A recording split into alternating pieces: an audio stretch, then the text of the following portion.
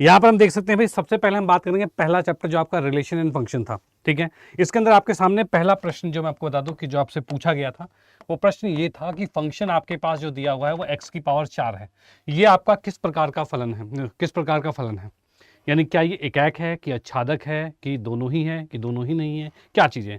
तो भाई इसमें x इक्वल टू x की पावर 4 वाला आया था। मैंने यहाँ पर आपको बताया था कि यहाँ पर दो टाइप के क्वेश्चन बनते हैं, एक तो आपका इसकी घात जो होती है वो सम संख्या होगी, और एक आपकी विषम संख्या होगी। सम वाला पूछ दिया है तो अब विषम वाला पूछ सकता है, ध्यान रखना। वैसे दोनों समझ लो, जैसे कि मैंने बताया था, अगर घात आपका सम संख्या रहेगा कब, जब रियल वैल्यू से रियल वैल्यू पर जा रहे हैं, जब ये घात सम संख्या होती है तब आप सीधे कह दोगे कि भैया ये वाला आपका ना ही एकाक है और ना ही आच्छादक,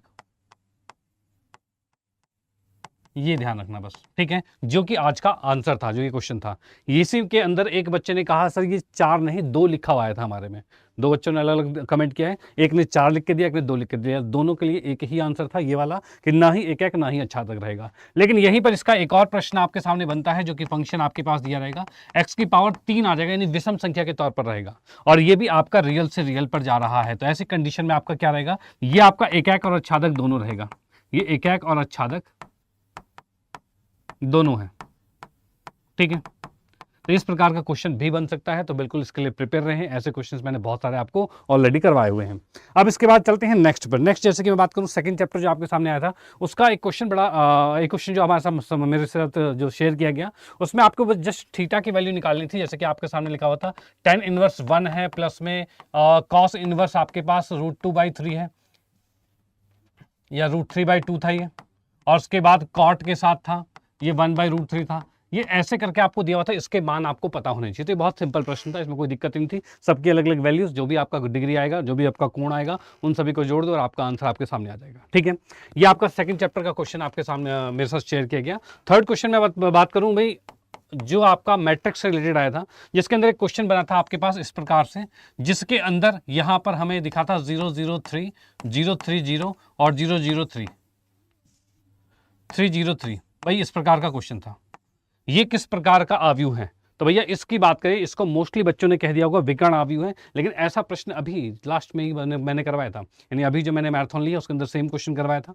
ठीक है, और इसमें मैंने 5-5 लेके करवाया था, ये 3-3 करके आ गया कि भाई ये आपका विकर्ण आव्यूह बिल्कुल भी नहीं है, ये आपका एक वर्ग आव्यूह है, क्योंकि विकर्ण इस वाले विकर्ण को माना जाता है, इसको नहीं मानते। तो ये आपका 3/3 का एक वर्ग आव्यूह है, ये आपको आंसर देना था, जो कि अभी जस्ट थोड़ी देर पहले, मतलब पिछले मैराथन में मैंने बताया था। उसके बाद नेक्स्ट की बात करूं, जैसे हम जाते हैं चौथे चैप्टर की बात की, उसके अंदर एडजॉइंट से रिलेटेड, इनवर्स से रिलेटेड क्वेश्चन आपके सामने मिला था। ठीक है, एडजॉइंट कैसे निकालते हैं, इनवर्स कैसे निकालते हैं, उसका क्वेश्चन आपके सामने मिला था। नेक्स्ट की हम बात करते हैं, तो अगला जैसे कि आपके सामने चैप्टर नंबर 5 की बात करूं, तो यहां पर से क्वेश्चन आया था, जो कि बिल्कुल आप चेक कर लेना, ये आपको लास्ट वाली मैराथन में ही करवाया गया था, सेम टू सेम क्वेश्चन। दो बच्चों ने अलग अलग ने मेरे को शेयर किया सेम क्वेश्चन, जिसमें ये था कि भाई मॉड x बाई में x, जब x is not equal to 0 है, और जब ये 0 होता है जब x इक्वल टू 0 है। ठीक है, इस पर हमें चेक करना था ये संतत है कि नहीं, ये बात को हमें चेक करना था। तो भैया आपको अगर याद हो तो आप भी कह सकते हो सर ये आपने करवाया था, बिल्कुल याद है।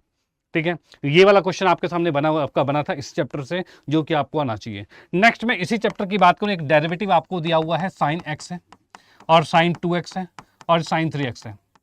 इसको अवकलित करना था, सिंपल सी बात, इसको अवकलित करना है, इसमें कोई दिक्कत परेशानी नहीं है। यहाँ पर आप किसी एक को पहला और इसको दूसरा लेकर गुणे वाला रूल लगा लोगे। ठीक है, जिसे लेबनिज नियम भी कहा जाता है, और ये भी आप बिल्कुल प्यार से कर सकते हो, कोई दिक्कत नहीं।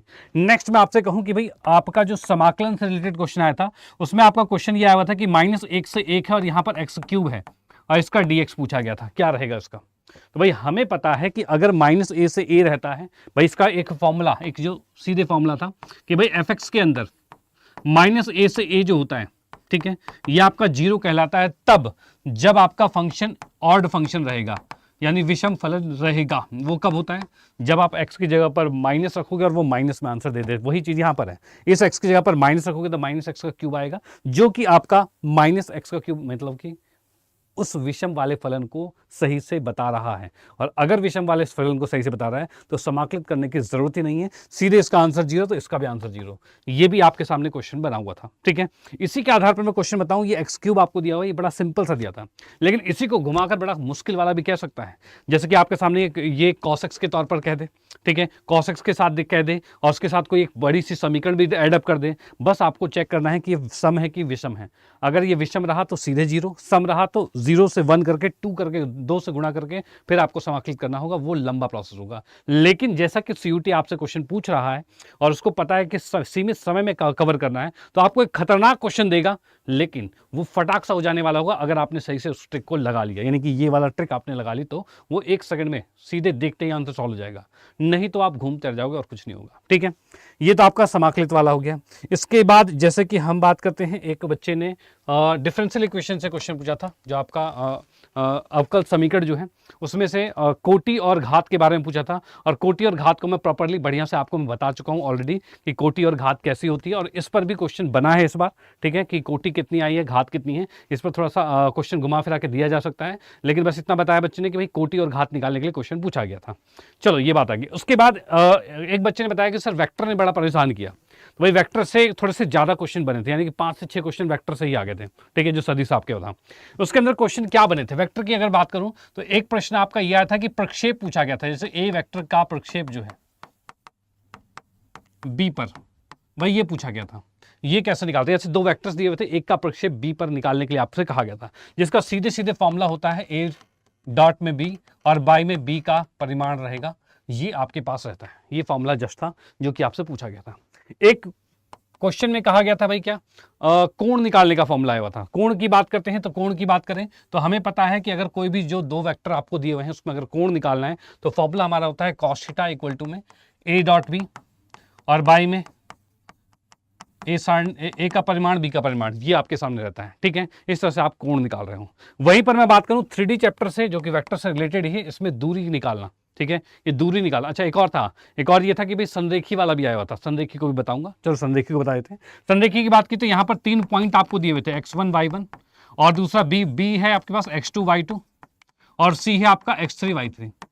भाई ये 3 पॉइंट है, आपको संरेखी वाला सिद्ध करना था, संरेखी है कि नहीं है, ये तीनों बिंदु ही है। इसको चेक करने का सिंपल सा ट्रिक मैंने आपको ऑलरेडी बताया हुआ है कि भाई यहां से y2 माइनस y1, ये स्लोप वाला फॉर्मूला लगेगा, y2 माइनस y1 और बटे में x2 माइनस में x1 है, बराबर में क्या आ जाएगा यहां से y3 माइनस y2 और बटे में x3 माइनस x2।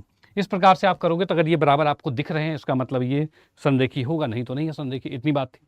दूसरा एक और मैं बताऊं कि आपको कहा गया था कि 2 रेखाओं के बीच की दूरी निकालनी है। दूरी वाला जो था आपके पास a1 प्लस में लैम्डा b1 है, ठीक है, ये आपके पास था। वहीं पर दूसरे लाइन की बात की जाए तो ये a2 प्लस में लैम्डा b2 है, ठीक है, ये पूछा गया था। अब इनके बीच की दूरी का फॉर्मूला क्या हो रहा है, तो दूरी के फॉर्मूले की बात करें तो ये आपके पास रह रहा है भैया a2 माइनस में a1 है, फिर डॉट में b1 क्रॉस में b2 है, ठीक है, और इसके बटे में क्या आ रहा था भाई, तो भाई b1 क्रॉस में b2 जो है इसका सारणिक परिमाण है, ठीक है। ये आपके पास था डी दूरी निकालने का सूत्र। देखो एक तो ये डायरेक्ट दूरी निकालने का आया था, लेकिन कभी कभी क्वेश्चन इसमें ये बताएगा कि भैया अगर 2 रेखाएं समांतर है तब दूरी कैसे निकाल जाए। तो समांतर की कंडीशन में यहां पर b1 क्रॉस b2 नहीं होता, सिर्फ b आ जाता है, ये बात का ध्यान रखना, ठीक है। समांतर वाला जब क्वेश्चन आ जाता है ना और वहां पर तुम ये फॉर्मूला लगा दिया, तब वो आंसर अनंत की तरफ चला जाता है, सॉल्व नहीं होगा, तो वहां पर आपको दिक्कतें हो जाएगी, इस बात का ध्यान रखना, ठीक है। तो ये तो इसके साथ आ गया। और उसके बाद हम बात करते हैं तो हाँ नेक्स्ट हम बात करेंगे तो रैखिक प्रोग्रामन की बात कीजिए। रैखिक प्रोग्रामन से क्या था, तो वहां से आपको उच्चतम और निम्नतम, जैसे कि एक आपको उद्देश्य फलन दिया हुआ था, एक उद्देश्य फलन जो आपका ax प्लस में by इस फॉर्म में दिया हुआ है, और उसके बाद आपको 4 बिंदु दे रखे थे, ठीक है। जैसे कि कोई भी एक ग्राफ आपको बना हुआ दे सकते हैं, लेकिन अभी जो दिया हुआ था उसमें कोई बिंदु 3-4 बिंदु दिए हुए थे, 4 बिंदु दे रखे थे, उस पर आपको रख कर चेक करना था कि वो फलन आपका उच्चतम है कि निम्नतम है। जैसे कि क्वेश्चन पूछा था, अगर उच्चतम निकालो तो उच्चतम बता देते, निम्नतम निकालना है तो निम्नतम बता देते। तो इस तरीके का बड़ा सिंपल सा प्रश्न पूछा गया था, जो कि आपको बिल्कुल आना चाहिए, ठीक है। अब उसके बाद नेक्स्ट की हम बात करें, ये चीज हो गया, और क्या था, एक और बताया था बच्चे ने, इस क्षेत्रफल, इसमें जो आपका नहीं, वो नहीं है, चलो यही चीज था इसमें। अब इसके बाद चलते हैं नेक्स्ट पर, याद करिए सर, याद करिए। अब आते हैं नेक्स्ट पर। नेक्स्ट की बात करें तो भाई प्रायिकता की बात करते हैं। प्रायिकता के अंदर की बात करें तो प्रायिकता में आपके पास आया था कंडीशन प्रोबेबिलिटी, ठीक है, सप्रतिबंध प्रायिकता, इसके बारे में, इससे रिलेटेड एक क्वेश्चन आपके सामने बना था। ठीक है, कि आपको कोई भी एक कंडीशन दे रखी थी और उसके बाद आपको गिवन कंडीशन थी और उसके बाद एक की प्रायिकता आपको निकालनी थी। भाई ये वाले फॉर्मूले के से रिलेटेड एक क्वेश्चन बना था आपका, जिसमें कि हम देख पा रहे हैं ई इंटरसेक्शन में एफ है और बटे में पी एफ है। ये फॉर्मूला आपके पास है जिसके तहत वो क्वेश्चन सॉल्व होने वाला था। ठीक है, अब क्वेश्चन पूरा डिटेल में नहीं बताया गया, बस ये बताया गया कि इस वाले कॉन्सेप्ट पर क्वेश्चन बना था। ओके, ठीक है, चलो भाई, तो इस तरीके से आपके प्रायिकता से रिलेटेड भी क्वेश्चंस बने थे और इससे रिलेटेड जो क्वेश्चन आपके बनते हैं, एक तो ये हो गया और इसके साथ साथ नेक्स्ट वाला आपका बन सकता है इससे रिलेटेड जो आपका है इंडिपेंडेंट इवेंट जो है, ठीक है, जो किसी पर निर्भर नहीं रहता, ठीक है, उस वाले कॉन्सेप्ट वो रहेगा। और उसके बाद रहेगा आपका बेस परिमेय वाला क्वेश्चन, उन्होंने बच्चों ने कहा तो नहीं, लेकिन बहुत इंपॉर्टेंट है, शायद इस बार नहीं आया, अगली बार आ सकता है, ये बात आपके पास आपको पता होनी। अब भाई कौन कौन